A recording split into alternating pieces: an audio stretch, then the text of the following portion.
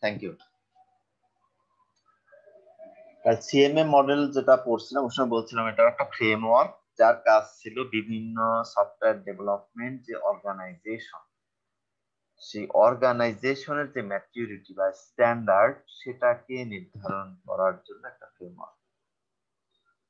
আর এসডিএলসি model যেটাকে বলছি এটাও একটা ফ্রেমওয়ার্ক, বাট এটার কাজ হচ্ছে সফটওয়্যার ডেভেলপমেন্টের যে বিভিন্ন অ্যাক্টিভিটিস বা বিভিন্ন ফেজ, সেই ফেজগুলোকে কি করবে, ডিফাইন করবে, ডিসক্রাইব করবে, কোন ফেজে কতটুকু কাজ কিভাবে করতে হবে, এই ফ্রেমওয়ার্কের মধ্য দিয়ে সেটাকে ডিফাইন করা হবে। তাহলে আমরা এসডিএলসি মডেল ফলো করে সফটওয়্যার ডেভেলপ করি। আর যে সকল ইনস্টিটিউট সফটওয়্যার ডেভেলপ করে সেটা যে কোনো সফটওয়্যার মডেল বা যেটাই ফলো করুক না কেন, তার সাথে আরো কিছু প্যারামিটার আছে, সেগুলোর সাপেক্ষে ওই ইনস্টিটিউশন বা ওই ইনস্টিটিউটের যে ফিচার বা ওই ইনস্টিটিউটের যে অর্গানোগ্রাম, ওই ইনস্টিটিউটের যে স্কিল পার্সন বা অপারেশনাল যে প্রসেস, এগুলো অনেকগুলো বিষয় থাকে যেগুলোকে একসাথে ইভালুয়েট করে কোনো একটা অর্গানাইজেশন যে ফ্রেমওয়ার্কটা ফলো করে এই স্ট্যান্ডার্ডটা ঠিক করে, সেই ফ্রেমওয়ার্কটাকে আমরা বলবো হলো সিএমএম। দুইটা ফ্রেমওয়ার্কের মধ্যে কিন্তু পার্থক্য আছে। একটা ফ্রেমওয়ার্ক দিয়ে সফটওয়্যার ডেভেলপমেন্ট হবে, আর একটা ফ্রেমওয়ার্ক দিয়ে একটা ইনস্টিটিউশনের স্ট্যান্ডার্ড নির্ধারণ হবে। ওই ইনস্টিটিউট যে কোনো টাইপের সফটওয়্যার যে কোনো মডেল দ্বারাই তৈরি করুক না কেন। এইটুকু আমরা বুঝতে পেরেছি কিনা বলো? এসডিএলসি মডেল যেটা বা এটা একটা ফ্রেমওয়ার্ক, এটাতে হলো সফটওয়্যার ডেভেলপমেন্টের ডিফারেন্ট যে ফেজ আছে সেই অ্যাক্টিভিটিস গুলোকে ডিফাইন করা হয়। আর সিএমএম লেভেল যেটাকে বলছি মডেল, সেটাও একটা ফ্রেমওয়ার্ক, সেটাতে টোটাল একটা ইনস্টিটিউশনের স্ট্যান্ডার্ড নির্ধারণ করা হয়। দেন একটা আর একটার সাথে যেন আমরা নাম মিলিয়ে ফেলি, ঠিক আছে?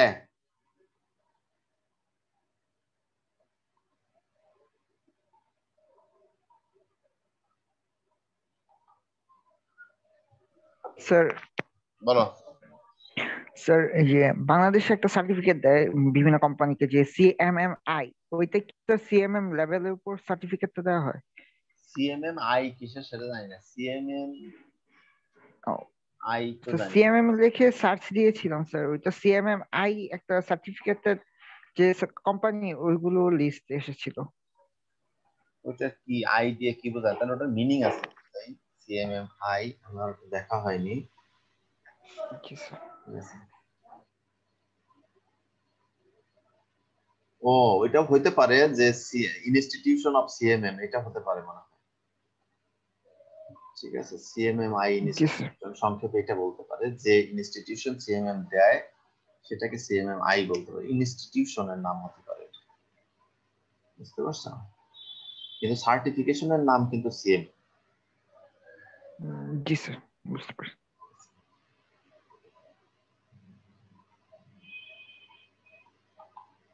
তাহলে আমরা দেখব যে ডিফারেন্ট এসডিএলসি যে মডেল, সেই মডেল গুলোর মধ্যে যেগুলো waterfall model, incremental model, reuse oriented software engineering model, এর বাইরেও এগুলো বলা হয় প্ল্যান ড্রাইভিং মডেল। দুই ধরনের মডেল আমরা দেখবো, একটা হলো প্ল্যান ড্রাইভেন আর একটা হলো অ্যাজাইল। তাহলে প্ল্যান ড্রাইভেন মডেল গুলোর মধ্যে যেমন ওয়াটারফল, এটার একটা এক্সটেনশন ভার্সন ভি শেপ আছে, সেটা দেখবো। ইনক্রিমেন্টাল মডেলের মধ্যে আরো বিভিন্ন টাইপের মডেল আছে। প্রোটোটাইপিং নামে একটা মডেল আমরা দেখবো, যেটা এখানে নাই, সেটাও পরবর্তীতে আমরা দেখবো। অনেকগুলো টাইপ আছে প্রোটোটাইপিং এরও। ফাইনালি সবগুলো প্ল্যান ড্রাইভেন মডেল মিলে আর একটা মডেল আছে, সেটাকে বলা হয় হলো স্পাইরাল মডেল, সেটাও ফাইনালি আমরা শিখতে পারি। এবং এই যে এসডিএলসি মডেল, প্ল্যান ড্রাইভেন যে কোনো মডেলই আমরা বলি না কেন বা অ্যাজাইল মেথড, সবগুলো মডেল আমরা কোথায় আসলে ব্যবহার করব? এটা আগেই আমরা দেখছিলাম যে ইন্ট্রোডাকশন চ্যাপ্টারে, মনে আছে কিনা, সফটওয়্যার স্কেল একটা ইম্পর্টেন্ট ফ্যাক্ট, তাই না? মনে আছে? Large scale software, medium scale, small scale.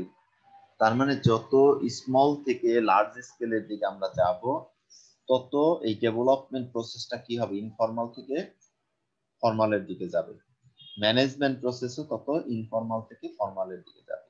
তার মানে আমরা এই এসডিএলসি মডেল বা এগুলো যা কিছু আমরা শিখছি, এগুলো কিন্তু আসলে তোমার লার্জ বা কমপ্লেক্স প্রজেক্টের জন্য এগুলো অ্যাপ্লিকেবল। এখন ছোটখাটো একটা প্রজেক্টের জন্য যদি আমরা এরকম একটা এসডিএলসি মডেল বা টোটাল প্রসেস ফলো করতে যাই, তাহলে কিন্তু আমরা সফটওয়্যারের যে প্রাইসিং, সেটার সাথে আমরা পারবো না। এই জন্য এটাও আমাদের মাথায় রাখতে হবে। তাহলে আমরা শুরু করি। প্রথমেই ওয়াটারফল মডেলটা কি, ওয়াটারফল মডেল কোথায় ব্যবহার করা যাবে, ওয়াটারফল মডেলের অ্যাডভান্টেজটা কি, ওয়াটারফল মডেলের ডিসঅ্যাডভান্টেজটা, এগুলো আমাদের স্পষ্ট ধারণা থাকতে হবে। তাহলে আমরা প্র্যাকটিক্যাল লাইফে বা রিয়েল ওয়ার্ল্ডে যখন আমরা প্রবলেম সলভিং এ যাব বা প্রজেক্ট ডেভেলপমেন্ট দিকে যাব, তখন কিন্তু আমরা এটা আইডেন্টিফাই করতে পারবো ইজিলি যে কোন প্রবলেমের জন্য আমাদের কোন মডেলটা অ্যাপ্রোপ্রিয়েট।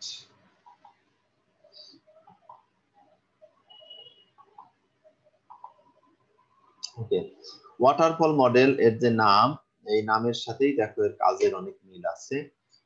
ওয়াটারফল মানে একটা ধরো এটা স্টেয়ার যদি হয়, একটা ওয়াটার, এখান থেকে তুমি ধরো পানি ছেড়ে দিলে সেটা এইখান দিয়ে ফল করবে, এবং ওয়াটারের যে বৈশিষ্ট্য, পানির যেটা বৈশিষ্ট্য, এই স্টেপ থেকে এই স্টেপে যখন পানি নামবে, ফল করবে, সেই পানিটাকে তুমি আর কি করতে পারবে না, পূর্বের স্টেজে নিয়ে যেতে পারবে না।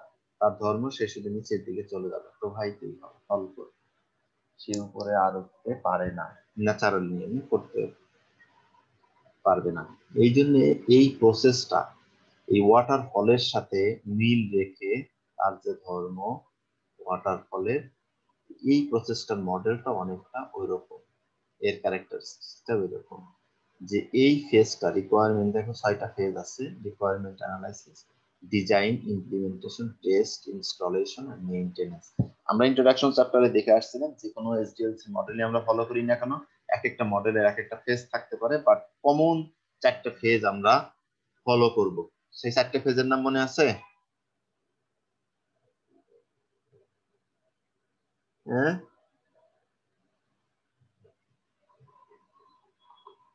এই আমি তোমাদের সাথে আছি তো? জি স্যার আছেন। আচ্ছা, তোমাকে কথা বলছো না, ভাবলাম আমি একাই আছি কিনা। মনে আছে কি বলছিলাম? হুম,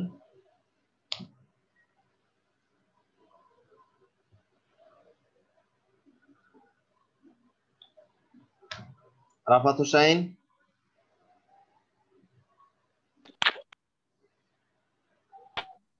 জি স্যার।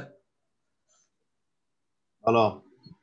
আমরা ইন্ট্রোডাকশন চ্যাপ্টারে বলেছিলাম যে কোনো সফটওয়্যার ডেভেলপমেন্ট আমরা যাই না কেন, মিনিমাম 4টা ফেজ আমাদের কি করতে হয়, একটা প্রসেসের মধ্যে দিয়ে আমাদের যেতে হয়।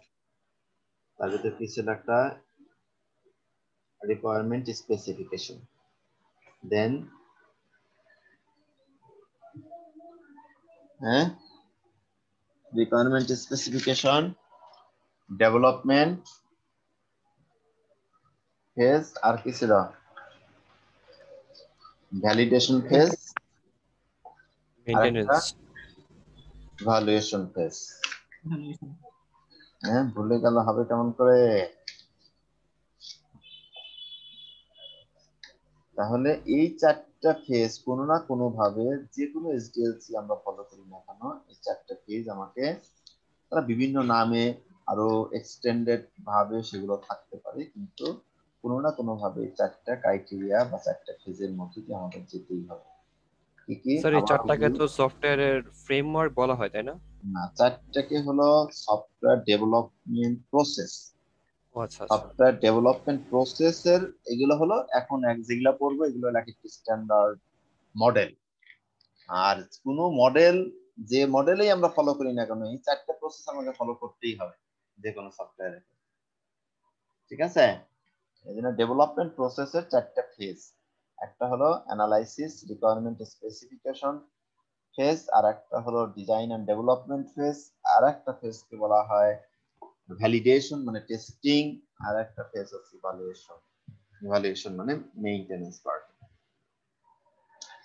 তাহলে এইটার সাথে যদি আমরা মিল করে দেখি ওয়াটারফল মডেলেও দেখবে চারটার বাইরে নেই, রিকোয়ারমেন্ট যেটা বলা হয়েছে requirement specification, analysis and specification এখানে আসবে, দেন ডিজাইন এন্ড ডেভেলপমেন্ট এখানে দুইটা মিলে একসাথে আছে, ডিজাইন এন্ড ইমপ্লিমেন্টেশন, ভ্যালিডেশন যদি বলি টেস্টিং, ইনস্টলেশন এন্ড মেইনটেনেন্স হলো তোমার ইভালুয়েশন পার্টের মধ্যে চলে যায়। তাহলে এইভাবে এখানে 6টা ফেজ দেখলাম আমরা। এই 6টা ফেজের মধ্যে যেটা প্রথমেই আবার বলছি যে ওয়াটারফলের মতো প্রথম ফেজ যখন রিকোয়ারমেন্ট অ্যানালাইসিস বা স্পেসিফিকেশন কমপ্লিট হয়ে গেল, সে দ্বিতীয় ফেজে চলে আসছে অটোমেটিক্যালি ডিজাইন ফেজে, এবং সে ডিজাইন ফেজে এসে সে আবার যদি চায় যে আমি না রিকোয়ারমেন্ট আমার একটু ভুল হয়েছে আবার ঠিক করে আসি, সে আর পারবে না ওয়াটারফল মডেলে। তার মানে ওয়াটারফল মডেলের এটাই হচ্ছে একটা সবচেয়ে বড় ব্যারিয়ার, যে এই ফেজ থেকে এই ফেজে নেমে আসবে, সে আর ব্যাক করে এই ফেজে যেতে পারবে না, ভুল হলে ভুল নিয়েই তাকে আসতে হবে। এই হলো এর ধর্ম। যে কারণে যদি কোনো সফটওয়্যারের রিকোয়ারমেন্ট সম্পর্কে আমার ভালো ধারণা না থাকে তাহলে ওয়াটারফল মডেলে যাওয়াটা বিপজ্জনক। কারণ ওই ক্ষেত্রে আমি ওয়াটারফল মডেলটা আমি সিলেক্ট করা আমার জন্য বুদ্ধিমানের কাজ হবে যদি সব রিকোয়ারমেন্ট আমার জানা আছে, অর্থাৎ এই স্টেজে এসে আমার মনে পড়বে না যে কোনো রিকোয়ারমেন্ট আমি বাদ রেখে এসেছি। এরকম সিচুয়েশন যদি আমি এনশিওর করতে পারি যে এরকম ঘটবে না, তাহলে আমি ওয়াটারফল মডেলে নিশ্চিন্তে যেতে পারি। তাহলে তার অনেকগুলো অ্যাডভান্টেজ আছে, সেগুলো আমরা নিতে পারি।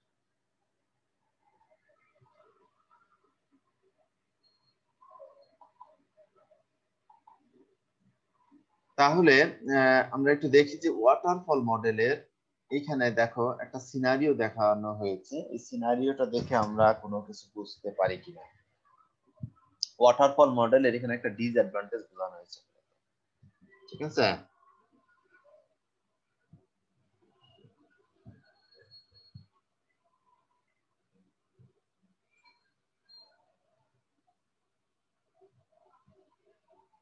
তোমরা একটু দেখো, ভালো করে দেখো বা একটা স্ক্রিনশট নাও, তোমাদের একটা গ্রুপ ডিসকাশন দিয়ে দিই, তারপরে এক্সপ্লেইন করো, আর একটু সুবিধা হবে আলোচনা। 5 মিনিট তোমরা গ্রুপ ডিসকাশন করো। এখানে plan phase, build phase, test phase, launch করছে, ঠিক আছে? এখানে সিনারিওটা দেখো, এখানে লেখাও আছে বা এটা গুগল ক্লাসরুমে স্লাইড দেওয়া আছে, তোমরা বের করে একটু অ্যানালাইসিস করো। দেন আমি এরকম আগের মতো 3টা গ্রুপ করে দেই, ডিসকাস করে আগাইলে সেটা মনে থাকে বেশি, তা না হলে তোমরা সব ভুলে যাও, এক স্টেপ থেকে আরেক স্টেপে গেলে আর মনে থাকে না। কয়টা গ্রুপ করবো? 3টা করে দেই, কি বলো?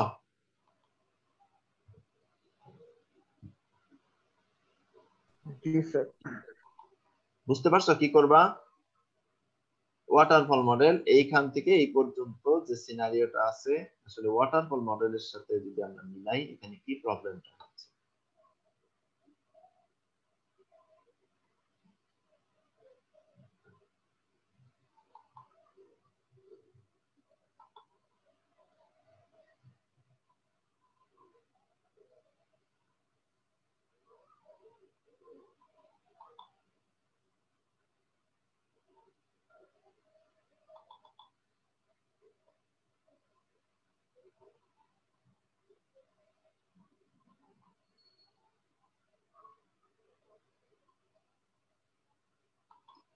আচ্ছা, তোমাদের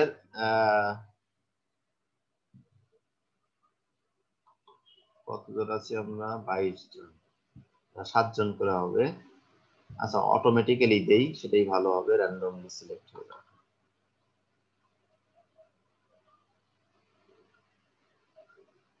এখন হলো 54 বাজে 12টা, 12টা 5-এর মধ্যে তোমরা ডিসকাশন শেষ করে ফেলবে।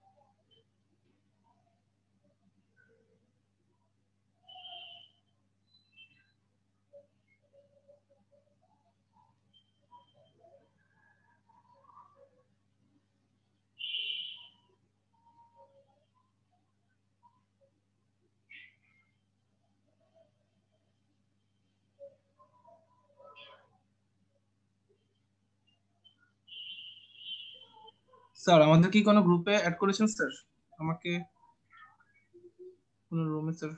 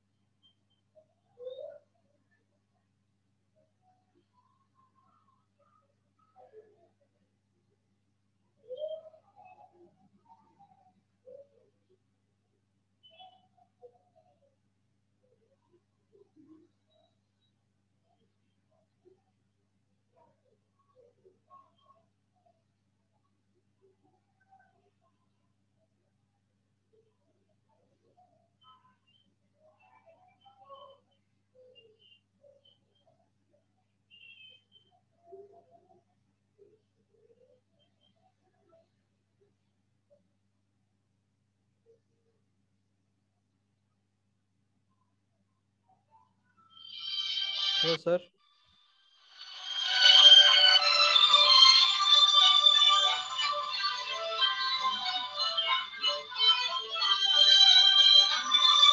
স্যার স্যার স্যার আমাদের কি কোনো গ্রুপে দেয়নি?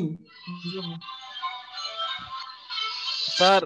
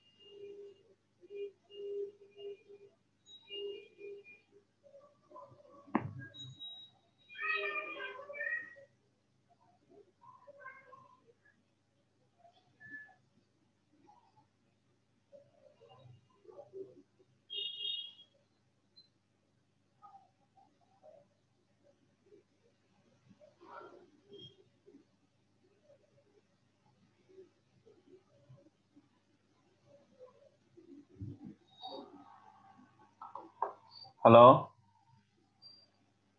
জি স্যার। স্যার তাহলে বলো, গ্রুপ 1 তোমার গ্রুপ 3 তে দেখতে কেউ নেই।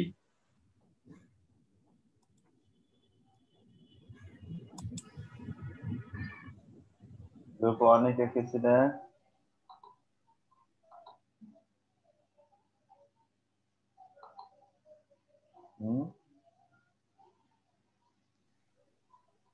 Right, sir. Maybe. Zahidul, Ariful, Farhad Reza, Fazle রাব্বি, Sir. নূরে আলম। একটু বলো দেখি, শুনি কি উদ্ধার করতে পারলে। স্যার স্যার বলো বলো। যখন আমাকে ব্রেকআউট রুমে যাওয়ার জন্য যখন কল করেন তখন স্যার আমি ব্রেকআউট রুমে ঢুকতে পারি না ফার্স্ট টাইম, সেকেন্ড টাইম পরে আমাকে আবার ঢুকতে হয়। স্যার এটা কেন হয় স্যার? মানে কি আমার তো এখানে একটা জয়েন অপশন থাকার কথা, যদি না হয় জয়েন অপশন থাকলে, আর আমি তো ম্যানুয়ালি দিছি, অটোমেটিক্যালি চলে যাওয়ার কথা তোমাদেরকে। জি স্যার, আমি আমি কন্টিনিউ স্যার ফার্স্ট টাইম ঢুকতে পারি না স্যার, নেক্সট টাইম আবার আমাকে ওই লিংক থেকে ঢুকতে হয়। লিংক থেকে ঢোকার পর আবার যখন আপনি আমাকে কল করেন তখন আমি আবার ঢুকতে পারি আর কি স্যার, ফার্স্ট টাইম ঢুকতে পারি না। নেটওয়ার্কের সমস্যা হতে পারে, তাছাড়া অন্য কোনো কারণ নেই।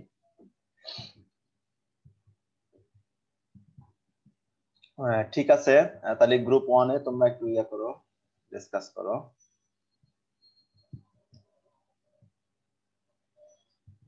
কে করবা বলো? আর টাইম নেও না, দ্রুত করো, 10 মিনিট। আমরাই তো আছি মেবি গ্রুপ আর না। হ্যাঁ হ্যাঁ হ্যাঁ, যেটা বললাম গ্রুপের নাম বললাম। আমরাই আছি।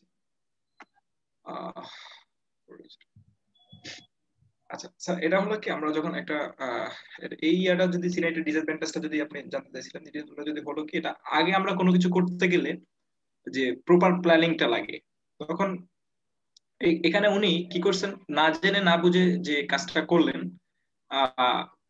কি করলেন উনি, ওই সামনে কি হবে না করবে তাই না, উনি রাইট শুরু করে দিয়েছেন। বা একটা যদি বলি কোর্স নেওয়ার কথা, যেটা আপনি বলছেন যে একটা কোর্স নেওয়া শুরু করেছেন, তার মানে কি এখানে প্রপার প্ল্যানিং ছিল না। ওয়াটারফল মডেলের মধ্যে আমরা 6টা রিকোয়ারমেন্ট পড়েছিলাম, যেটা মাস্ট বি নিডেড, এটা লাগবেই প্ল্যানিং করতে গেলে। যে রিকোয়ারমেন্ট যেগুলো আছে, ডিজাইন, ইমপ্লিমেন্টেশন, টেস্ট, ইনস্টলাইজেশন, মেইনটেনেন্স। তখন কি করলো, রিকোয়ারমেন্ট এবং কি ডিজাইনের ব্যাপারটা উনি কোনো কিছুই করেননি, কোনো কিছুই করা হয়নি। তখন বিল্ডে গেল, এখন বিল্ডে যাওয়ার পর দেখলো কি উনি একটু সামান্য বিপদে পড়ে গেছেন। তো বিপদে পড়ে গেছেন। তখন বিপদে পড়ে যাওয়ার পর উনি ভাবলেন যে আচ্ছা সমস্যা নাই, যে হোয়াট আবার কি করবে না করবে এটা আমার জানার বিষয় না, আমি সামনে। যখন মাঝ পথে তিনি যখন চলে গেছেন, দেখা গেল কি তার সম্পূর্ণ বিপদে, দেখা গেল যে তার নৌকাটা ভাঙা 2 ভাগ হয়ে গেছে। এবং কি একজন বিল্ডার যখন বিষয়টা চিন্তা করে যে আমাকে 50,000 টাকা বাজেট দেওয়া হয়েছে একটা সফটওয়্যার বানানোর জন্য, আমি কোনো প্ল্যানিং করি নাই, আমি ভাবলাম আমি এটা কোনো প্ল্যানিং ছাড়াই আমি কাজটা শুরু করে দিয়েছি। শুরু করে দেওয়ার পর আমি যখন দেখলাম মাঝপথে একটু সমস্যা হচ্ছে, তখন কিছুই কোড করার থাকে না, ছিল না, তখন তিনি বলেছেন কোনো সমস্যা না, আমি সামনে আগাই। এখন সামনে আগানোর পর দেখা গেল কি ওনার কস্ট বেড়ে গেল, কত পড়ে গেল, ধরুন 1 লাখ টাকা পড়ে গেল, 50,000 টাকা লস। এখন তিনি কি করতেছেন, তিনি বলতেছেন যে কি আমি যদি পিছনে প্ল্যানিংটা যদি করে আসতে পারতাম তাহলে হয়তো বা আমার আরো লাভ হইতো, লস হইতো না। তখন দেখা গেল কোনো মতে যদি ওই কাজটা শেষ করে দিয়ে যদি বাঁচা যায়, মানে কোনো মতে, মানে এটা শেষ করে দিয়ে গা বাঁচতে পারলে শান্তি। তার মানে এটা এখানে বোঝা গেল কি আমাদের একটা কাজ করতে গেলে প্রথমে প্ল্যানিং লাগবে। এই যে রিকোয়ারমেন্ট 6টা, এই 6টা রিকোয়ারমেন্ট ফলো করা লাগবে। রিকোয়ারমেন্ট, ডিজাইন, ইমপ্লিমেন্টেশন, টেস্ট, ইনস্টলাইজেশন এবং মেইনটেনেন্স, সবকিছুই আমাদের আগে থেকে পূর্ব প্ল্যানিং করে তারপর আমাদের কোনো কিছু করতে গেলে আগাইতে হবে, এটা বুঝে গেছে। আর এটা সবচেয়ে ডিসঅ্যাডভান্টেজ হলো এটা কোনো প্ল্যানিংই ছিল না, উনি যে অন্ধকারে ডিল মারার মতো অবস্থা হয়েছে, এই জন্য মানে এই অবস্থাটা আর কি, এটা বুঝছি স্যার। আচ্ছা, গ্রুপ 2 তে আছে বিথি রয়, ইভা রয়, ইমাম হাসান, মাহাদি আহমেদ, এমডি জহিরুল ইসলাম, মিস মামতাসা।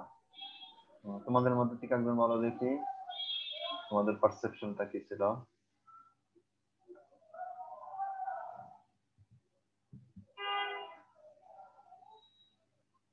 হ্যালো,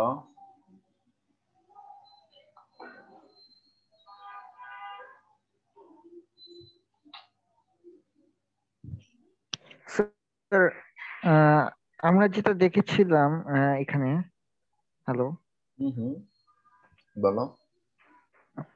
আমরা যেখানে দেখেছিলাম এখানে ওয়াটারফল যে আমাদের মানে ফ্রেমওয়ার্ক, এটার একটা মানে অসুবিধাটা দেখানো হয়েছে যে আমরা যখন একটা নিউ প্রোডাক্ট শুরু করব, আমরা এর মাঝপথে কিছু ডিজাইন প্ল্যানিং করার পরে মানে ফিউচারে সবকিছু নিয়ে যদি প্ল্যানিং করি, তাও আমরা হয়তো সামনে কিছু প্রবলেম ফেস করব। কিন্তু ওই প্রবলেম গুলো ফেস করার পর আমাদের এর পরবর্তী ধাপে এগিয়ে যেতে হবে, কারণ আমরা কখনো পিছনের দিকে ব্যাক করতে পারবো না। এটা হলো ওয়াটারফল সিস্টেমের একটা বিশাল বড় সমস্যা। একটা সময় দেখা যাচ্ছে যে আমাদের আহ, যার জন্য প্রোডাক্টটা তৈরি করেছিলাম তা সেরকম মানে পারফরমেন্স দিচ্ছে না বা ভেঙে পড়েছে প্রোডাক্টটা। সেক্ষেত্রে আমাদের ওই ভাঙা প্রোডাক্টটা নিয়েই আমাদের লাঞ্চ করতে হবে, কারণ আমাদের পিছনে ব্যাক করার আর কোনো ওয়ে নাই। মানে ওয়াটারফল ডিজাইনিং এ এই রকম কোনো ওয়ে রাখা হয়নি, তাই এটাই হলো স্যার মানে তুলে ধরা হয়েছে যে ওয়াটারফল সিস্টেমে যে প্রবলেমটা মেইনলি এখানে। তাহলে এক কথা কি হলো আবার একটু বলো তো। স্যার এক কথা হলো মানে ওয়াটারফল সিস্টেমে আমরা যখন কিছু প্ল্যান করব তখন ফিউচারে কি কি প্রবলেমে ফেস করতে পারি বা কি টেস্টের সময় কি কি হতে পারে সবকিছু পূর্ব থেকে প্ল্যান করে আগাতে হবে, তা না হলে আমরা কখনোই ব্যাক করতে পারবো না। ফলে যে আমরা যে ব্যর্থ মানে জিনিসটা যে ভাঙা প্রোডাক্ট হয়ে যাবে ওই ওই জিনিসটা নিয়ে আমাদের এগিয়ে যেতে হবে, মানে লঞ্চের দিকে এগিয়ে যেতে হবে আর কি। গুড। গ্রুপ থ্রিতে তোমাদের মনে হয় কেউ ছিলাই না শেষ পর্যন্ত, দুইজন মনে হয় ছিলা। কেউ কি কিছু বলতে চাও? তাহলে আমি বলবো।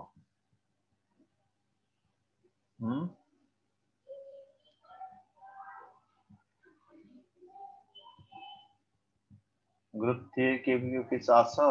জানো তুমি কোন গ্রুপে ছিলা? গ্রুপ থ্রিতে কে ছিলা? কেউ আছো?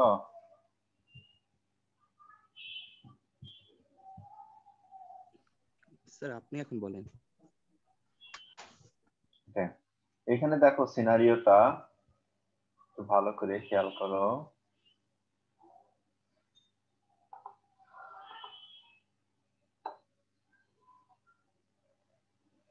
এখানে দেখো দা নিউ প্রোডাক্ট ওয়াটারফল।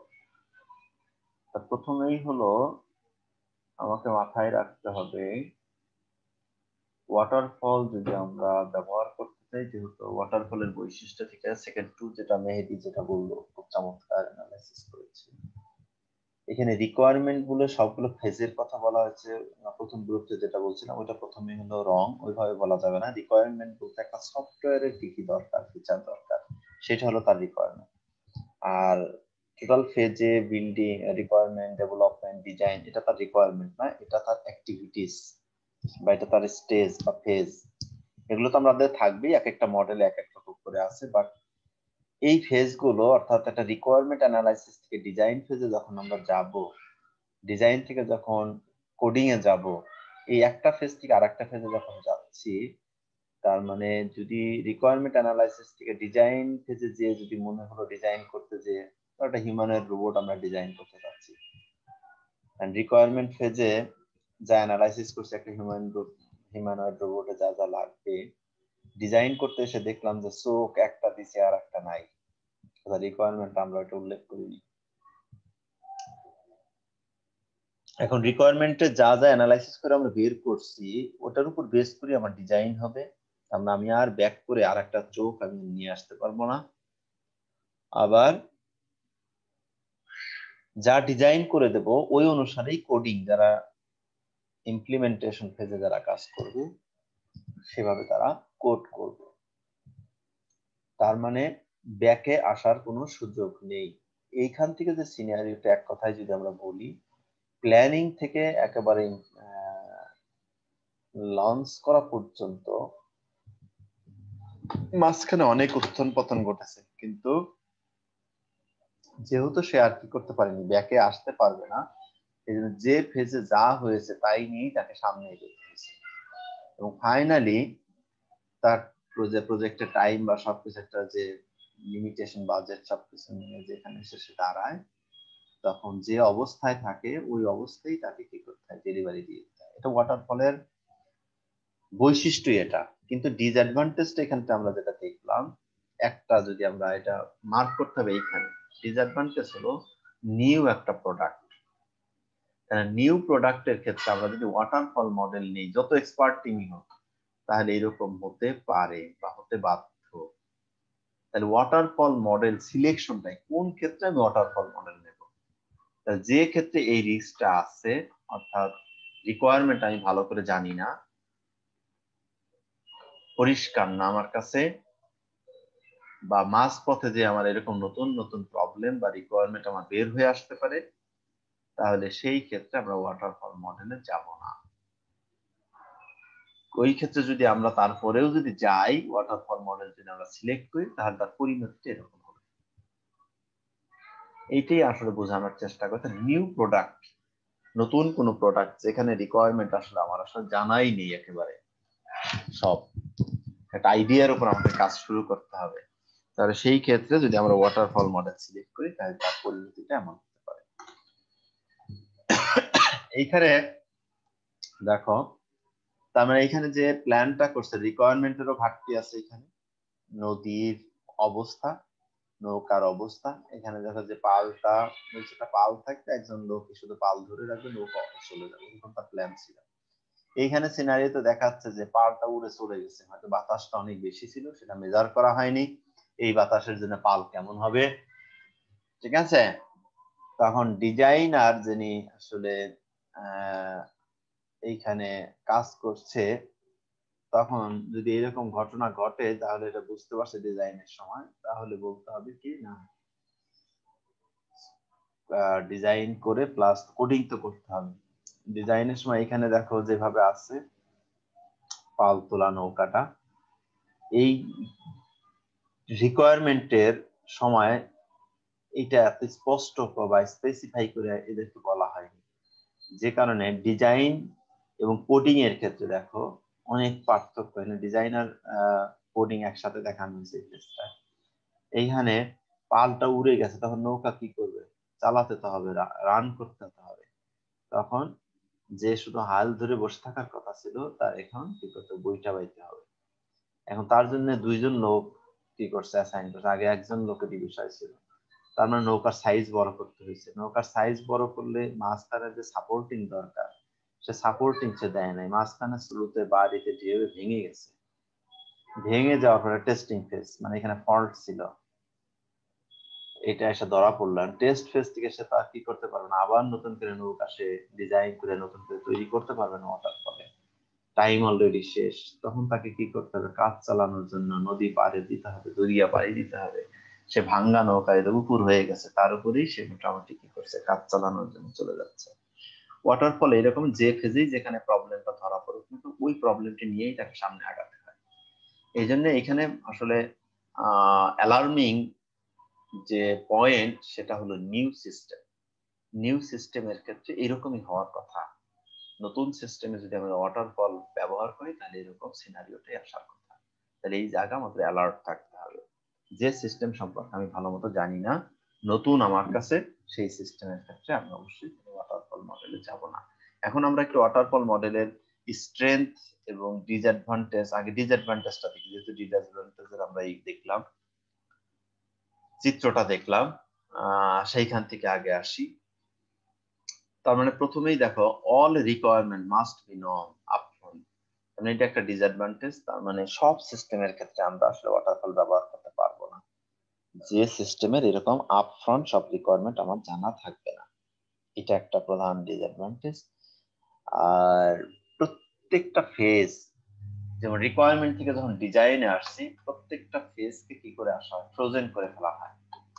তার মানে এই ক্ষেত্রে তুমি দেখো রিকোয়ারমেন্ট থেকে যখন ডিজাইন আসলাম, নৌকার ক্ষেত্রেই বলো, একটা ডিজাইন থেকে যখন সে তৈরি করে ফেললো, বা সেই তৈরি করা নৌকাটা যখন ভেঙে গেল, টেস্টিং এসে ধরা পড়লো, সে কিন্তু আবার সেটাকে নতুন করে কোডিং আর যেতে পারবে না। তার মানে আগের ফেজ থেকে যখন পরের ফেজে ওয়াটার যখন এখান থেকে এখানে ফল করে, আগের ফেজটা ফ্রোজেন হয়ে যায়। তার মানে এই ফেজ থেকে আমি আর কোনো কিছু চেঞ্জ করতে পারবো না। এটা অনেক বড় আরেকটা ডিসঅ্যাডভান্টেজ, যে অনেক সময় দেখা ছোট্ট একটু চেঞ্জ, ওইটুকু করলেই হয়তো সিস্টেম কি হয়ে যেতে পারে, আবার ঠিক হয়ে যেতে পারে, সেই চেঞ্জেরও কোনো অপশন থাকে না। দেন কাস্টমারের ক্ষেত্রে ওয়াটারফলের যেটা আমরা প্রবলেম, এইখানে এই ফেজ থেকে এই ফেজে যখন এই পর্যন্ত আসছি, ফাইনালি এটা ইনস্টলেশন না করা পর্যন্ত কাস্টমার আসলে এই সফটওয়্যারটা দেখতে পারে না। তার মানে এইখানে দেখো রিকোয়ারমেন্ট ডিজাইন, এই ডিজাইন পর্যন্ত অনেকটা টাইম চলে যায়। ধরো অনেক বড় যদি প্রজেক্ট হয়, 2 বছরের প্রজেক্ট, এইখানে তোমার ডিজাইন পর্যন্ত ধরো 1 বছর হয়ে গেল, কোডিং এ হয়তো আরো 5-6 মাস সময় নিল। 5-6 মাস তার কোডিংটা কি হয়, হয়তো অনেক বড় প্রজেক্ট, মানে অনেকগুলো মডিউল আছে, মডিউল তারা কি করছে, ডিজাইন করছে। তার মানে ওই সফটওয়্যারটা কিভাবে কাজ করছে, কতটুকু আসলে তার পারফর্ম করতে পারে, সে যা চাচ্ছে কাস্টমার সেটা আসলে করতে পারে কিনা। কাস্টমার যদি এসে জিজ্ঞাসা করে আমার সফটওয়্যারের কি অবস্থা, তখন তাকে একটা ফলস ইমপ্রেশন দিতে হয়। টোটাল সফটওয়্যারটা আসলে তাকে দেখানো সম্ভব হয় না, এটা আরেকটা ডিসঅ্যাডভান্টেজ। আরেকটা বলছে does not reflect problem solving nature, অর্থাৎ কোনো ধরনের প্রবলেম যদি আসে সেই প্রবলেমটাকে আমরা নতুন করে কি করতে পারি না, সলভ বা ওই ফেজে ফিরে যেতে পারি না, ইটারেশন বা পুনরাবৃত্তি ঘটাতে পারি না। এটা আরেকটা হলো integration is one big bang at the end, মানে at the end of the model or activities, software development activities, আমাদের কাছে দেখবা অনেকগুলো, যদি বড় সফটওয়্যার হয় ধরো 20-25টা মডিউল আছে, তার মানে একটা মডিউল হয়তো এক একজন ডিজাইন করছে এক একটা টিম, কিন্তু যখন একসাথে সবগুলোকে ইন্টিগ্রেট করতে হবে, একটা সিস্টেমে যখন নিয়ে আসতে হবে, তখন এটা অনেক বড় একটা কাজের ভলিউম হয়ে যায়। এবং ওই সময় যদি কোনো একটা প্রবলেম ধরা পড়ে, সেই প্রবলেম আর আসলে সলভ করার মতো কি থাকে না, বাস্তবতা থাকে না। আর আরেকটা লাস্টে যেটা বলা হয়েছে, লিটল অপরচুনিটি ফর কাস্টমার আর টু প্রিভিউ দ্য সিস্টেম, এটার মতোই ফলস ইমপ্রেশন, এটা পারে না বলেই কাস্টমারকে ফলস ইমপ্রেশন দিতে হয়। এটা যদি ডিসঅ্যাডভান্টেজ, তার মানে আমরা এই আগের যে ফিগার দেখলাম এবং এই পয়েন্টটা দেখলাম, তাহলে এই ডিসঅ্যাডভান্টেজ থাকা সত্ত্বেও তাহলে আমরা ওয়াটারফল মডেল কেন ব্যবহার করব, বা ওয়াটারফল মডেল আসলে অ্যাডভান্টেজটা কি? অ্যাডভান্টেজটা হলো, তাহলে ডিসঅ্যাডভান্টেজ থেকে আমরা অ্যাডভান্টেজে যাব, যদি অল রিকোয়ারমেন্ট মাস্ট বি, তার মানে এটা জানা থাকতে হবে, যে সিস্টেমের ক্ষেত্রে জানা আছে সেই সিস্টেমের ক্ষেত্রে আমরা ওয়াটারফল মডেল ব্যবহার করতে পারবো। তার মানে কিছু কিছু সিস্টেম এরকম হতে পারে, সেখানে আমরা জানি। আর সব রিকোয়ারমেন্ট যদি একটা সিস্টেমে জানা থাকে, তাহলে মেইনলি আমার সেখানে কি করা দরকার নাই, ব্রেইন স্টর্মিং এর দরকার নাই, অ্যানালাইসিস আসলে লাগে না। তার মানে ওইখানে অনেক ইনএক্সপেরিয়েন্স পার্সন দিয়ে আমরা কি করতে পারি, সেটাকে ডেভেলপ করতে পারি।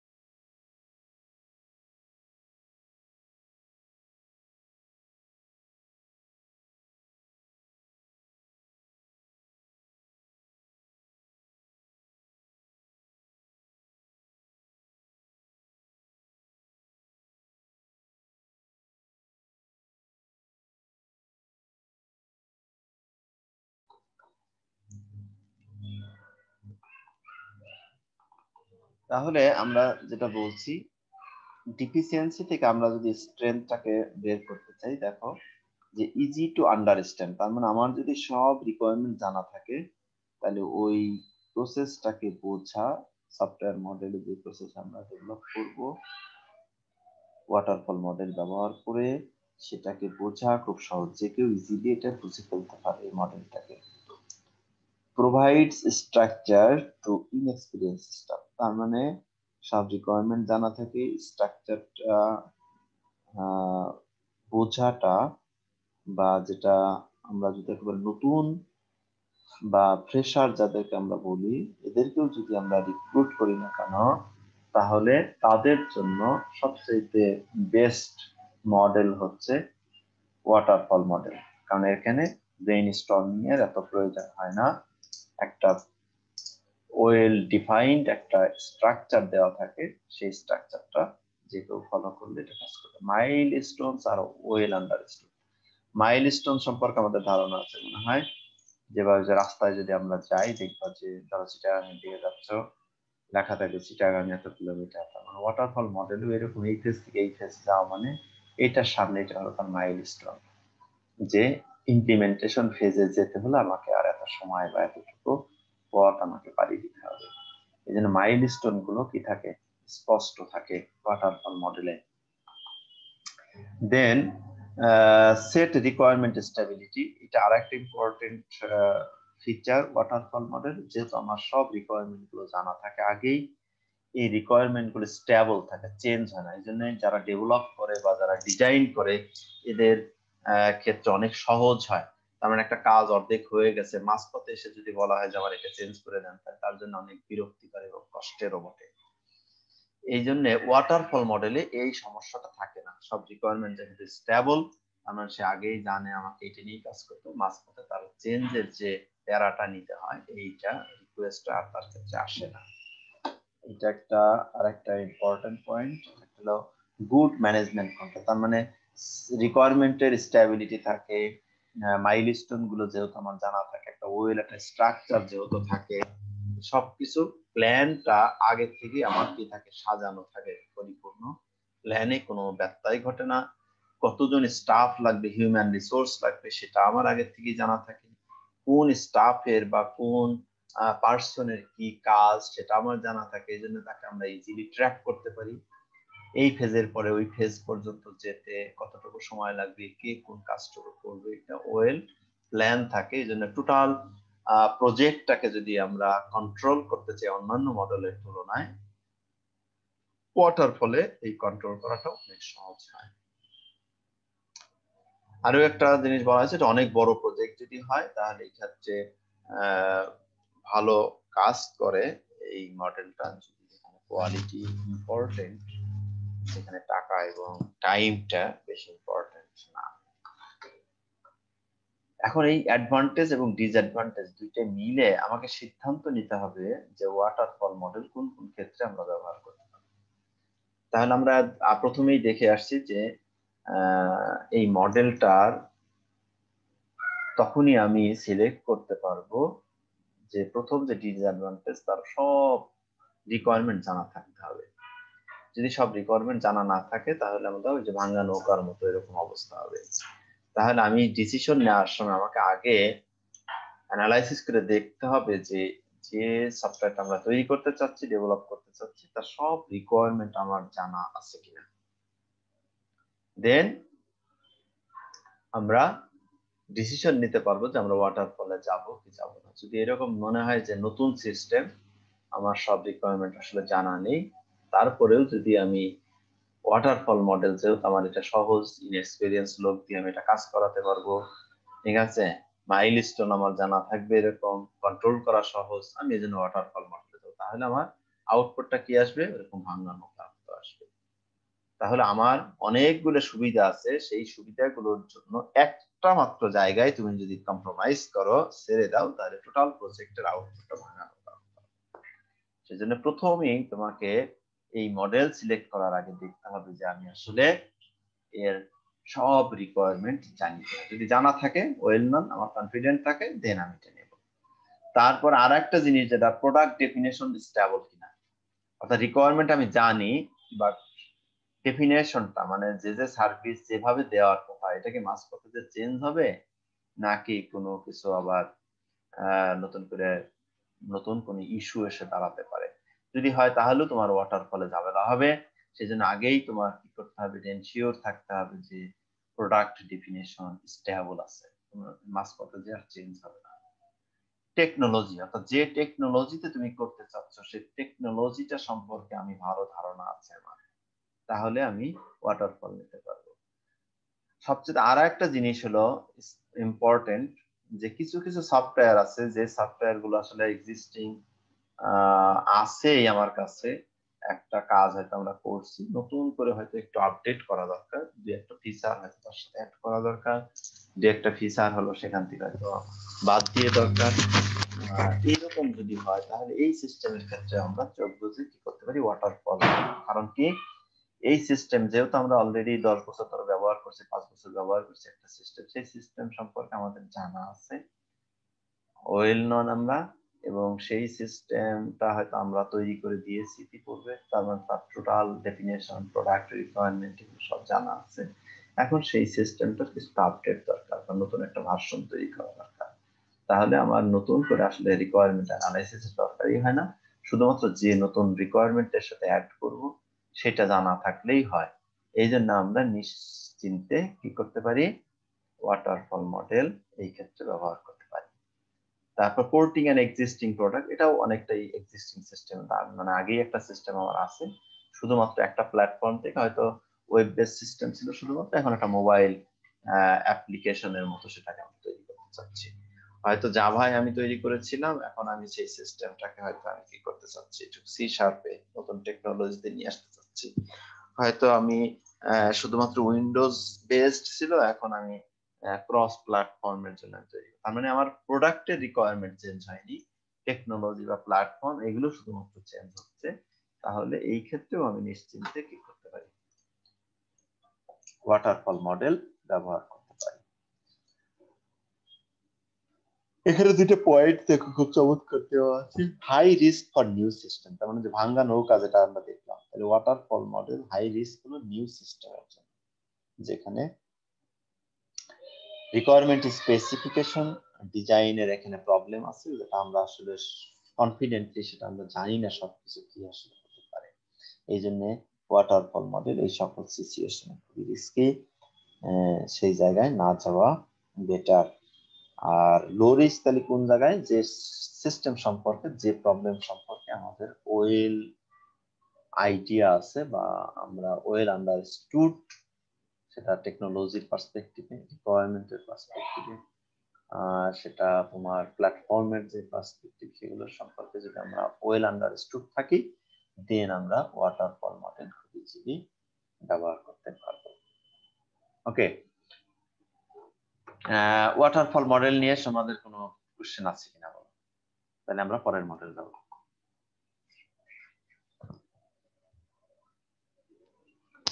হ্যাঁ, তাহলে ওয়াটারফল মডেলের প্রথম ক্রাইটেরিয়া আমাদের মাথায় রাখতে হবে, এটা এক স্টেপ থেকে আরেক স্টেপে গেলে যেহেতু আমি আর ফিরে আসতে পারবো না, তাহলে প্রথম স্টেপেই আমাকে সব পরিষ্কার হয়ে নিতে হবে এই সিস্টেমে আমরা কি কি করতে যাচ্ছি। সব রিকোয়ারমেন্ট জানা থাকতে হবে, টেকনোলজি জানা থাকতে হবে,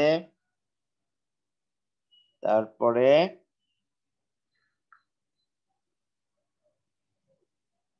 তুমি সিদ্ধান্ত নিতে পারবা যে আমি ওয়াটারফলে যাব কিনা। যদি এগুলো না জানা থাকে তাহলে তুমি বিপদে পড়বা। স্যার আমার একটা কোশ্চেন ছিল। বলো। হ্যাঁ, সেটা হচ্ছে স্যার, আমরা তো একটা সফটওয়্যার যখন ডিজাইন করব, তখন তো স্যার আমরা যে কোনো ভাবে ডিজাইন করে সেটা করতে পারি, বা আমরা যে আগে যে রুলস গুলো পড়েছিলাম সেখানে তো একটা আছে, কিন্তু স্যার ওয়াটারফলের যে রুলস গুলো আমরা দেখতেছি সেখানে স্যার আমরা আগের যে প্রি প্ল্যান গুলা আছে ওগুলা স্যার মেনটেন যদি আমরা না করি, তাহলে মাঝখানে যে যে আমরা আটকায় যাই, তাহলে আমরা প্রিভিয়াসে ফিরে যেতে পারবো না। তাহলে স্যার আমরা ওয়াটারফলটা কেন ব্যবহার করতেছি, বা কেন এটার মডেল গুলো আছে? এটা আমি যে বললাম, প্রথম অ্যাডভান্টেজ হচ্ছে ওয়াটারফলে তোমার কাজগুলো একদম প্ল্যান্ড ওয়েতে থাকে। ওয়াটারফলে তুমি ইনএক্সপেরিয়েন্স স্টাফকেও যদি তুমি ধরায় দাও, তারা এই মডেলটা ইজিলি ফলো করতে পারবে। ওয়াটারফল তুমি যদি দাও, তাহলে তুমি নির্দিষ্ট একটা টাইম ফ্রেমের মধ্যে কাজটা তুমি ডেলিভারি করে দিতে পারো, কারণ তোমার মাইলস্টোন গুলো জানা থাকে। এইটা হলো তোমার ইন্ডাস্ট্রির সাপেক্ষে এটা তোমার জন্য সুবিধা। এখন এই সুবিধাটা তুমি যদি নিতে চাইলে তাহলে শর্ত হলো যে রিস্কের কথা তুমি বললা, এই রিস্ক থাকা যাবে না। তার মানে কোন টাইপের সফটওয়্যার, যে সফটওয়্যার সম্পর্কে আমার অ্যানালাইসিস করতেই হবে না, তার মানে আমি খুব এক্সপেরিয়েন্সড, ওই সফটওয়্যারে কি কি থাকবে, রিকোয়ারমেন্ট কি আপফ্রন্ট আমার জানা আছে, এই টাইপের ক্ষেত্রে আমি যদি ওয়াটারফল নেই, তাহলে এই সুবিধাগুলো আমি নিতে পারবো। বুঝতে পারছো? জি স্যার, তাহলে কি স্যার হচ্ছে আপনাকে একটা উদাহরণ দিই। আমি হচ্ছে আমাদের ল্যাবে হচ্ছে একটা কাজ দিছিল আমাদেরকে এই সফটওয়্যারের।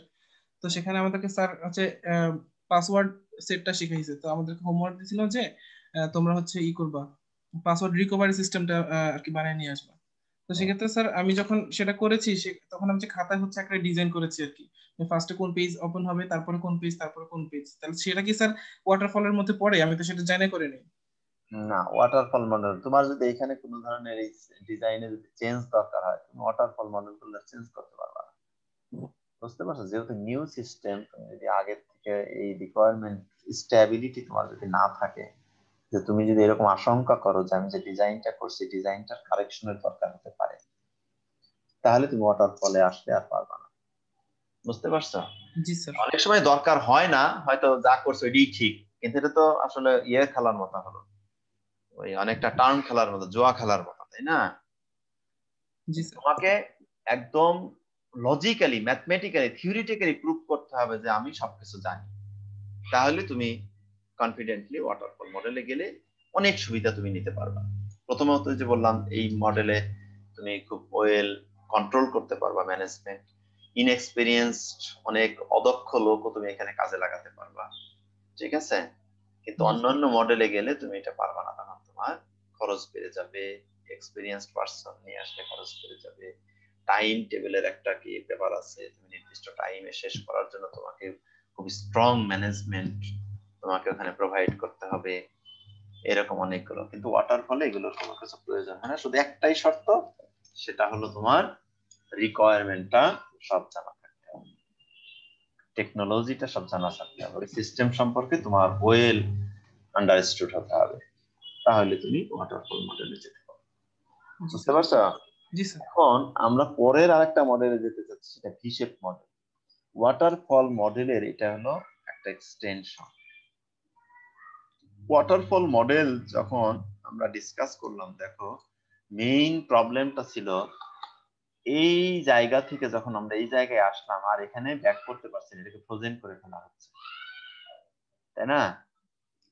তাহলে ভি শেপ মডেলে যারা যারা বলছে ওয়াটারফল মডেলের ওই কনসেপ্টটাকেই, যেহেতু আমাদের ওয়াটারফল মডেল কিছু কিছু জায়গায় আমরা ব্যবহার করছি, তাহলে এইটাই হলো মেইন রিস্ক, যে রিকোয়ারমেন্ট অ্যানালাইসিস করে যখন ডিজাইনে আসলাম, ডিজাইনে এসে দেখলাম যেখানে কোনো একটা রিকোয়ারমেন্ট হয়তো বাদ পড়ে গেছে, তখন আর আমরা ব্যাক করতে পারছি না। কিন্তু এই যে একটা রিকোয়ারমেন্ট যে বাদ পড়ে গেল, এইখানে না এসে এখানেই যদি আমরা সেটাকে কি করতে পারতাম, এখানে থাকা অবস্থায় যদি সেটাকে বের করে ফেলতে পারি কোনো একটা প্রসেসের মধ্যে দিয়ে, তাহলে তো আমার কি করা সম্ভব, ওই রিকোয়ারমেন্টের সাথে অ্যাড করা সম্ভব। বুঝতে পারছো প্রবলেমটা ওদের? তার মানে ওয়াটারফলে বলছে যে এইখান থেকে এইখানে এসে যদি আমার ধরা পড়ে যে আসলে এখানে একটা রিকোয়ারমেন্ট আমরা মিস করে এসেছি ডিজাইন করার সময়, কিন্তু তখন আর আমাদের উপায় নেই সেখান থেকে ব্যাক করার, তাই ওয়াটারফল মডেলের পরে হিসেবে এসে তারা বলছে যে এই প্রবলেমটা তারা আইডেন্টিফাই করলো, যে এরকম প্রবলেম যে এইখানে এসে যেটা ধরা পড়ছে সেটা যদি কোনোভাবে আমরা এখানেই আইডেন্টিফাই করতে পারি যে এই রিকোয়ারমেন্টটা মিস হয়ে যাচ্ছে, তাহলে কিন্তু এই প্রবলেমটা আর হচ্ছে না। তার মানে তারা ফোকাস করলো যে ফেজে আমরা কমপ্লিট করে পরের ফেজে যাচ্ছি তার আগেই এই ফেজটাকে আমরা কনফার্ম করবো যে এখানে কোনো ভুল নাই, এখানে কোনো মিসিং থাকছে না। এখান থেকে যখন এইখানে আসবো, ডিজাইনটা আমরা আগেই অ্যাপ্রুভ করে ফেলবো যে এই ডিজাইনটা আমাদের পারফেক্ট, থিওরিটিক্যালি ম্যাথমেটিক্যালি এমন ভাবে আমরা অ্যানালাইসিস করব, অ্যানালাইসিস করে আমাদের প্রুভ করতে হবে যে ডিজাইনটা আমরা করছি, ডিজাইনের ভিতর কোনো ভুল নেই। পয়েন্ট অফ ভিউটা ধরতে পারছো কিনা? হ্যাঁ জি স্যার। তার মানে ওয়াটারফলে বলছে যে এখান থেকে এখানে আসলে আমরা ব্যাক করতে পারবো না, এটা ঠিক, হিসেবও সেটাই, এখান থেকে এখানে আসলে আর ব্যাক করতে পারবো না। কিন্তু ওয়াটারফলে যেটা বললাম, এইখানে এসে যে প্রবলেমটা ধরা পড়ছে ব্যাক করে যেতে পারবো না, হিসেব তারা বলছে যে তাহলে এমন একটা সিস্টেম বা এমন একটা পদ্ধতি, মেথড আমাদের বের করতে হবে যেটা আসলে মিস হয়ে যাচ্ছে, সেই মিসটা পরের স্টেজে ধরা পড়বে না, এই স্টেজেই কোনো না কোনো ভাবে আমরা আইডেন্টিফাই করব, আইডেন্টিফাই করে এই স্টেজটাকে আগে আমরা কি করব, কনফার্ম করব যে আমাদের এখানে কোনো সমস্যা নেই, দেন আমরা পরের স্টেজে যাব। অর্থাৎ এই ভুল নিয়েই আমরা পরের স্টেজে যাব না। তাহলে সেই পদ্ধতিটা কি? সেই পদ্ধতিটা তারা বললো যে প্রত্যেকটা স্টেজ যদি আমরা ভেরিফাই করি, আগে তো ভেরিফাই না করি ওয়াটারফলে কি করছে, এখান থেকে এখানে চলে আসছে, এখান থেকে এখানে চলে আসছে, সিরিয়ালি চলে আসছে, কিন্তু হিসেবে বলছে এই স্টেজটা এই স্টেজে যাওয়ার আগে এই স্টেজটাকে আমরা ভেরিফাই করব যে যা আমরা রিকোয়ারমেন্ট অ্যানালাইসিস করলাম সেটা ঠিক আছে কিনা। এন্ড ভেরিফাইটা কে করবে? ভেরিফাই করার জন্য তার এক্সপার্ট কি লাগবে, এখানে একটা টিম লাগবে। তার মানে যখন আমরা একটা সিস্টেমের রিকোয়ারমেন্ট অ্যানালাইসিস করি সেখানে একটা এক্সপার্ট টিম রাখতে হবে, যে টিমটা আসলে একটা সিস্টেম টেস্টিং করে, অ্যাকসেপ্টেন্স টেস্টিং এর কাজে থাকে। সেই অ্যাকসেপ্টেন্স টেস্টিং যারা করবে বা এখানে কাস্টমারও ইনক্লুড থাকে, সে যা চাচ্ছে সিস্টেমে, আমরা রিকোয়ারমেন্টস যখন অ্যানালাইসিস করে বের করব সেট অফ রিকোয়ারমেন্টস, সেটা তাদের দ্বারা ভেরিফাই করাবো যে আমরা এই রিকোয়ারমেন্ট রাখতে চাচ্ছি। সেই এক্সপার্ট টিম প্লাস কাস্টমার সবাই মিলে এটাকে অ্যাপ্রুভ করবে। যদি আমার অ্যানালাইসিস এর মধ্যে কোনো ভুল থাকে, কোনো রিকোয়ারমেন্ট যদি মিসিং হয়, তাহলে সেটাকে তারা কি করবে, ইনক্লুড করে দিতে পারবে। তার মানে আমি থার্ড আর একটা চোখ দিয়ে আর একটা এক্সপার্ট টিম দিয়ে সেটাকে কি করে ফেলছি, এখানে অ্যাপ্রুভ করে নিচ্ছি।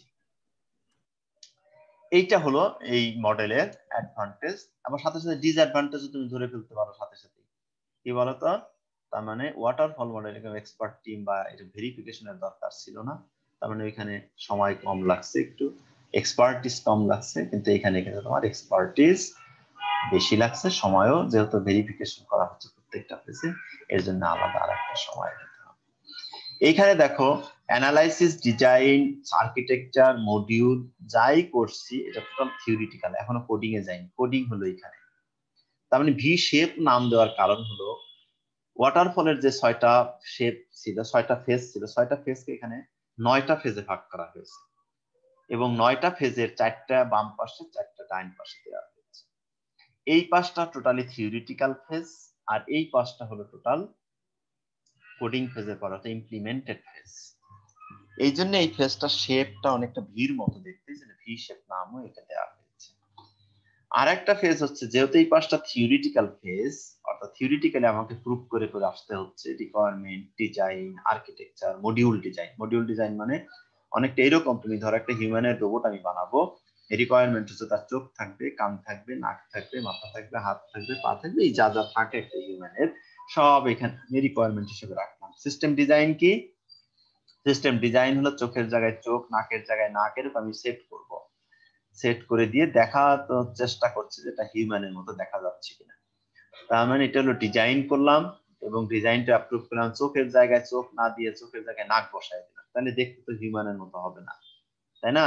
এই জন্য এই ডিজাইনটা এরকম আসলে হিউম্যান রোবটে যারা এক্সপার্ট বা হিউম্যান মানুষ যারা দেখ কেমন হয় মানুষের চেহারা, এটা যারা অ্যাপ্রুভ করতে পারে তাদের মধ্যে দিয়ে একটা অ্যাকসেপ্টেন্স নিয়ে নিতে হবে যে এরকম ডিজাইনটা। যে আর্কিটেকচারাল ডিজাইনটা কেমন, চোখের সাথে নাকের কানেকশন, বা যেমন নাক কান গলা তিনটা একসাথে নাকি কাজ করে, এরকম এক একটা অংশের সাথে আরেকটা অংশের যে ইন্টার কানেকশন সেটাকে এস্টাবলিশ করা। দেন মডিউল ডিজাইন মানে কি, এখানে বলছিলাম যে এখানে চোখ থাকবে, এখানে কান থাকবে, মডিউলের মধ্যে চোখের ডিটেলস ডিজাইন, দেখবা চোখেরও কিভাবে কাজ করে, রেটিনা কোথায়, কর্নিয়া কোথায়, কোনটার কাজ কিভাবে হবে, এগুলোর ডিটেলস ডিজাইনটা মডিউলে থাকবে। দেন এই মডিউল অনুসারে কোডিং, যারা প্রোগ্রামিং করবে, চোখ বানাবে, নাক বানাবে, কান বানাবে। এইখানে আমরা যা করলাম তার থিওরিটিক্যালি আমরা সব প্রুফ করে আসলাম যে আমার চোখের ডিজাইন ঠিক আছে, নাকের ডিজাইন ঠিক আছে, কানের ডিজাইন ঠিক আছে, প্রুফ করে দেবে। দেন আমি ওই অনুসারে কোডিং করব, কোডিং করে এবার হলো এই পাশ, তার মানে এই পাশ যেটা করলাম এটা হলো ভেরিফিকেশন, ভেরিফাই করে নিলাম। আর এই পাশটা হলো ভ্যালিডেশন। ভ্যালিডেশন পাশটা কি, যেমন চোখ ডিজাইন করে এবার আমি সেই ডিজাইনের মতো করে চোখটা বানিয়েছি কিনা, সেই ডিজাইনের সাথে এটা মিলাবো। মিলানোর পরে এবার দেখতে হবে চোখের কাজটা দেখা, চোখ আছে, চোখের ডিজাইনও করছি, কিন্তু চোখের যে কাজ সেটা করতে পারছে কিনা ভ্যালিডেট করতে হবে। হ্যাঁ, চোখ দিয়ে দেখতে পারে, কান দিয়ে সে শুনতে পারে, নাক দিয়ে সে ঘ্রাণ নিতে পারে, নিঃশ্বাস নিতে পারে, এগুলো সব ঠিক আছে। একটা একটা করে ইউনিট বা মডিউল আমরা টেস্ট করে দেন যাবো ইন্টিগ্রেশন। আর্কিটেকচার কি, একটার সাথে আরেকটা ইন্টার কানেকশন ছিল, তার মানে চোখ কান নাক সব তৈরি হয়ে গেল এবং এই সবগুলো যাতে একসাথে কম্বাইন্ডলি সিনক্রোনাইজ ওয়েতে যেন কাজ করতে পারে সেইভাবে ইন্টিগ্রেট করা। দেন সবকিছু মিলে একটা সিস্টেম যে পারফর্ম গুলো করার কথা সেটা করছে কিনা, দেন অ্যাকসেপ্টেন্স টেস্টিং। অর্থাৎ যারা আসলে আমাকে এই রিকোয়ারমেন্টটা প্রুফ করে দিয়েছিল তাদের কাছে এবার সিস্টেম নিয়ে দেখবো তুমি রিকোয়ারমেন্ট প্রুফ করে দিয়েছিলে এবং রিকোয়ারমেন্টের মতো করে সিস্টেম কাজ করে কিনা দেখো।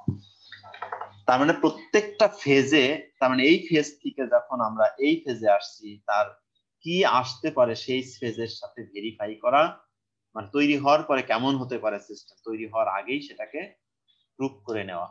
এই জন্য এই সিস্টেমটাকে আর একটা নাম বলা হয় এই মডেলটার, সেটা হলো ভেরিফিকেশন এন্ড ভ্যালিডেশন। এই ফেজটা হলো ভেরিফিকেশন ফেজ, এই ফেজটাকে বলা হয় ভ্যালিডেশন ফেজ। আমার প্রত্যেকটা ফেজের এরকম কি হয়, verification and validation, verification and validation. এইটা হলো ওয়াটারফল মডেল থেকে এটা এক্সট্রা এই ফিচারটা এখানে আছে। এখন আমরা যদি দেখি, দেখো এই মডেলের স্ট্রেংথ যদি আমরা বলি, তাহলে মেইনলি আসলে ভেরিফিকেশন ভ্যালিডেশনটাই হলো তার স্ট্রেংথ পয়েন্ট। আর একটা হলো is deliverable must be testable, তার মানে প্রত্যেকটা ফেজ টেস্ট করে তারপরে ফেজে আমরা আসছি, যেটা ওয়াটারফল মডেলে আসলে ছিল না। অ্যাপ্রুভ করে নিয়ে আসা হয় প্রত্যেকটা ফেজ পরের ফেজে আসার আগেই। আর অন্যান্য যেটা, এটা ওয়াটারফল মডেলেও যে স্ট্রেংথ ছিল এটাও তাই আছে। যেমন এটা বলা আছে যে ম্যানেজমেন্টটা খুব সহজে করা যায়, ট্র্যাক করা যায়, মাইলস্টোনটা জানা যায় খুব সহজে, easy to use, easy to understand. এটা ওয়াটারফল মডেলও যেরকম ইজি, হিসেবেও সেটা ইজি। পার্থক্যটা হলো এখানে এক্সট্রা দুইটা স্ট্রেংথ পয়েন্ট, সেটা হলো ভেরিফিকেশন ভ্যালিডেশন থাকে প্রত্যেকটা ফেজে, এবং প্রত্যেকটা ফেজ ডেলিভারির আগে সেটা নিশ্চিত হয়ে আসা হয় যে টেস্ট করে আসা হয়, টেস্টেবল, যেটা ওয়াটারফল মডেলে থাকে না।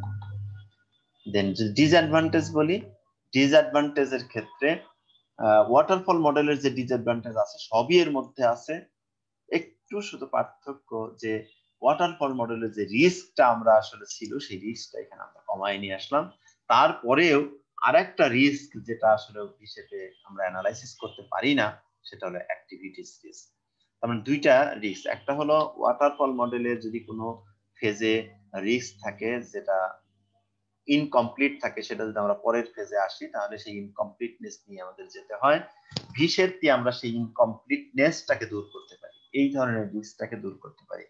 কিন্তু ধরো এরকম হলো ভিশেপ মডেলে বা এটা ওয়াটারফল মডেলেও এই প্রবলেমটা আছে, ভিশেপ ওয়াটারফল দুটো একসাথেই ধরি আমরা, যে ধরো প্ল্যান করছি যে স্টাফ, হিউম্যান স্টাফ যাদেরকে নিয়ে আমরা কাজ করব প্রজেক্টটা, মাঝখানে ধরো তোমার ওর একজন হিউম্যান রিসোর্স, ধরো ডেটাবেজ অ্যাডমিনিস্ট্রেটর যাকে দিয়ে আমি ডিজাইন করব, সেই লোকটা কোনো কারণে কোম্পানি ছেড়ে চলে গেছে, সেই লোকটা কোনো কারণে অসুস্থ, বা সেই লোকটা কোনো কারণে মারাই গেছে, এই রিস্কটা কিন্তু তুমি এই মডেল দ্বারা কি করতে পারবা না, সলভ করতে পারবা না। এই রিস্কটা আবার অন্য আরো মডেল আছে, সেগুলোর আমাদের হেল্প নিতে, সেটা আমরা পরে দেখবো। কিন্তু এটা শুধুমাত্র ওয়াটারফল মডেলের যে রিস্কটা ছিল সেই রিস্কটা হিসেবে আমরা কি করবো, কিন্তু অ্যাক্টিভিটিস রিলেটেড যে রিস্ক, সেই রিস্ক কিন্তু ভিশেপ দ্বারা আমরা কি করতে পারবো না, সলভ করতে পারবো। তাহলে ওয়াটারফল আর ভিশেপ দুইটা প্রায় একই মডেল, তাহলে একটাই রিস্ক কম আর একটাই রিস্ক বেশি, এবং ওয়াটারফল মডেলের যে মিসিং হওয়ার সম্ভাবনাটা বেশি, ভিশেপে সেই মিসিংটা আমরা এনশিওর করতে পারি যে এখানে হবে না, কারণ প্রত্যেকটা ফেজে আমরা এরকম আলাদা আলাদা ভেরিফিকেশন ভ্যালিডেশন প্রসেসের মধ্য দিয়ে পরবর্তী ফেজে আমরা আসছি। এই জন্য তাহলে যদি আমরা ব্যবহার করার ক্ষেত্রে চিন্তা করি কোন ক্ষেত্রে আমরা ওয়াটারফল যাব, কোন ক্ষেত্রে আমরা ভিশেপে যাব, তাহলে ভিশেপ থেকে আমরা স্পষ্ট বুঝতে পারছি এটা অনেকটা রিলায়েবল ওয়াটারফলের চাইতে। ওয়াটারফলের যে মিসিং হওয়ার সম্ভাবনা থাকে, ভিশেপে সেই মিসিং হওয়ার সম্ভাবনাটা থাকে না। তার মানে যে কোনো রিলায়েবল সিস্টেম যদি হয়, অর্থাৎ দুইটারই আমার টেকনোলজি জানা আছে, দুইটারই রিকোয়ারমেন্ট জানা আছে, দুইটার ক্ষেত্রেই আমার যে কি বলে সব ধরনের রিকোয়ারমেন্ট একদম top to bottom up front আমি কি করতে পারি জানি, তাহলে দুইটা সিচুয়েশনে ওয়াটারফল চলে, ভিশেপও চলে। তাহলে ওয়াটারফল আর ভিশেপের মধ্যে তাহলে এখন কোনটাকে আমি বেছে নেব, তাহলে এটা হলো প্রবলেমের ক্রাইটেরিয়ার উপর এটা ডিপেন্ড করবে। যদি কোনো সিস্টেম হাইলি রিস্কি সিস্টেম হয়, হাইলি ডিপেন্ডেবল সিস্টেম যদি আমার দরকার হয়, তাহলে সেই সকল ক্ষেত্রে ওয়াটারফলের চাইতে আমি ভিশেপটাকে তখন আমি সিলেক্ট করে নেব। একটু দেখি, যেমন ধরো এখানে বলা হয়েছে excellent choice for system requiring high reliability, যেখানে যে সিস্টেম গুলোর ক্ষেত্রে হাই রিলায়েবিলিটি, যেমন একটা এক্সাম্পল দিয়েছে হসপিটাল পেশেন্ট কন্ট্রোল অ্যাপ্লিকেশন। তার মানে এই সিস্টেমের ক্ষেত্রে যদি ডিজাইনের ক্ষেত্রে তুমি যেমন ভাঙ্গা নৌকা নিয়ে তুমি ওয়াটারফলে কি করলা, দিলা, পাড়ি দিতে পারো, কিন্তু হসপিটাল যেখানে হাজার হাজার মানুষের জীবনের সাথে যেটা জড়ানো, একটা আইসিইউ তে তুমি একটা সিস্টেম প্রোভাইড করতে চাচ্ছ, একটু যদি তোমার মিস কোনো রিকোয়ারমেন্ট যদি ওখানে থাকে, তাহলে তুমি একটা মানুষের মৃত্যুর কারণ হয়ে যেতে পারে তোমার সিস্টেম। তাহলে এই সকল ক্ষেত্রে আমি ওয়াটারফলের রিস্ক নেব না, কিন্তু আমার সিস্টেম অবশ্যই কি আছে, সব রিকোয়ারমেন্ট জানা আছে, আমি সেই রিকোয়ারমেন্ট সম্পর্কে আমি অনেকটা স্টেবল আছে, কিন্তু এখানে অ্যানালাইসিস করে আরো পারফেক্ট সিস্টেম আমি নিয়ে আসতে পারি ভিশেপ দিয়ে। তাহলে সেই ক্ষেত্রে আমি ওয়াটারফলের পরিবর্তে অবশ্যই ভিশেপ। এখানে ধরো কোনো ইকোনমিক্যাল ট্রানজেকশন রিলেটেড কোনো সিস্টেম, সেটা ধরো ওয়াটারফল দিয়ে আমি করতে পারি, ভিশেপ দিয়েও করতে পারি, সেই সিস্টেমের সব রিকোয়ারমেন্ট আমার জানা আছে। তাহলে সেই ক্ষেত্রে আমি অবশ্যই ওয়াটারফল পরিবর্তে আমি কি নেব, ভিশেপ নেব। তাহলে ভিশেপের প্রবলেম হলো এখানে যেহেতু এক্সপার্ট লোক লাগবে, কিছুটা হলেও আমার কি লাগবে, টাইম বেশি লাগবে, তার চাইতে তখন খরচ বেশি পড়ে যাবে, এইটুকু হলো পার্থক্য। কিন্তু অনেক যে ডিমেরিটস যেটা ওয়াটারফলের ছিল, সেটাকে আমি এখান থেকে কমিয়ে নিয়ে আসতে পারবো। সিস্টেমের ক্ষেত্রে কোয়ালিটি সিস্টেম আমি এটা দিয়ে ডেলিভারি দিতে পারবো। আর অল রিকোয়ারমেন্টস আর নন, এটা তো ওয়াটারফলের ক্ষেত্রেও হিসেবের ক্ষেত্রেও যেটা বলছি।